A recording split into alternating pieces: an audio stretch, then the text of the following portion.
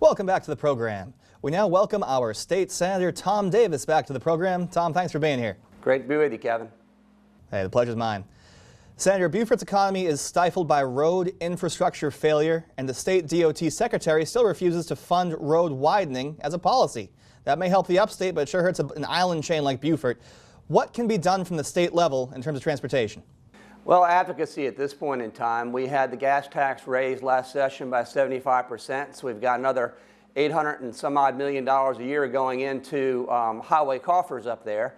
And the delegation is working hard to make sure that Beaufort County gets its fair share of that money. And Exhibit A in that regard would be getting the $250 million that we need for the new series of Hilton Head Island bridges. And we're well on our way to getting there. I met with Christy Hall a couple weeks ago, putting forth a proposal, laying out the finances of it, looking at design concepts, looking also at maybe a referendum later this year to cover the local portion of that. What I'm looking at is perhaps a 30 to 70 split, 30% covered by the local, 70% by the state DOT, and I'm very confident we can get that done, Kevin. So it's a matter of advocacy at this point in time. We got an excellent Beaufort County legislative delegation. We're all aware of what the highway needs are, and we're up there working hard on behalf of the people of Beaufort County. Tom, we are excited that you're going to bat for us up there. One of your home runs was the Jasper Port. It's going to transform Beaufort the next generation. Tell us about the progress there. Yeah, I mean, it's being permitted as we speak, Kevin. We filed a permit about 2 years ago. It'll be another 2 or 3 years before a permit is in hand, and then it'll be about a 3 or 4 year build process after that. So we're looking at having a port facility probably operational around 2023, 2024, which sounds like a long ways away, but it's really not. We're talking about 5 or 6 years. And so we're focusing on getting the infrastructure in place, and that means Highway 17, widening that from 2 lanes to 5 lanes as you head toward the Talmadge Bridge in Savannah. That project will start next January. Also have to get railway from CSX and Norfolk Southern down to the port site on the Savannah River. And so we're really kind of doing the things that are going to be necessary to have the infrastructure in place. So when that permit is in hand, we can hit the ground running. And it's really going to be an exciting 10 years for our neck of the woods. We're going to hit on all 4 cylinders, all 5 cylinders, I should say. And we're going to have economic growth. And what we need to take care of in the meantime is making sure we preserve the environment, the ecology, the thing that brought us here in the first place. And we're doing a great job of protecting land and watershed areas, making sure that growth patterns don't impact the quality of our estuarine system.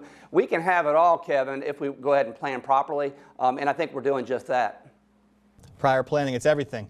Senator, we do want to have your opinion on the failed nuclear project. South Carolina electric and gas ratepayers are still funding the debt from that failed $11 billion project.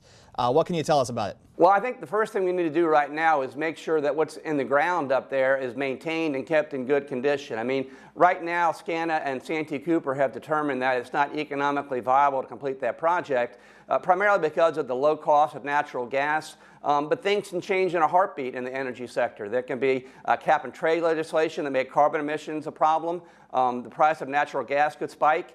At some point in time in the very near future, perhaps completing that particular plant could be a viable thing. So I think it's important for us to do no harm at this point in time. Even though it's not economically viable at this point to complete it, let's go ahead and do what's necessary to keep things in good condition there. Let's keep the nuclear license in hand and keep it current, so that at some time in the future, if it becomes necessary, we have that as an option. So I think that's the first thing we do.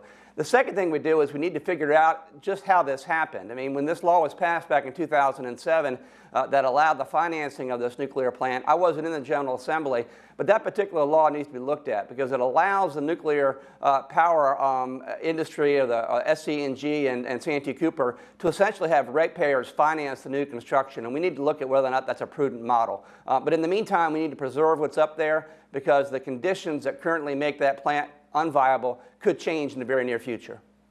Senator, when that law passed, you were the Chief of Staff to then Governor Mark Sanford. He didn't sign the law because he, just what you said, didn't think it was fair to ratepayers in the event of a failure. Why didn't the governor sign it specifically, and how does that come to bear? Yeah, I can remember I was in Sanford's office when that bill was passed unanimously by the Senate, almost unanimously by the House.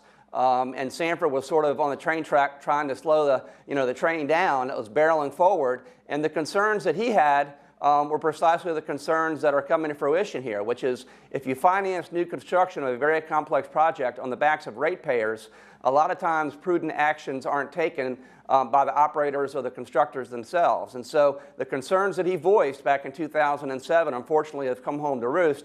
At this point in time, though, I don't want to point fingers at the General Assembly, individuals who served in the legislature back then. That's not productive. We need to figure out what went wrong, how to prevent it from happening in the future. But the very first thing, Kevin, we need to do is we've got a $9 billion asset up there. We need to make sure it doesn't waste away. We don't need to sell it off for parts. We need to go ahead and keep it in good condition and repair in case that conditions for producing energy change in the future, and they very well could. All right, Tom Davis is our state senator. He represents Beaufort. Senator, thank you so much for joining us, and we appreciate what you do. Great to be with you, Kevin. Hey, the pleasure's ours. Come back soon.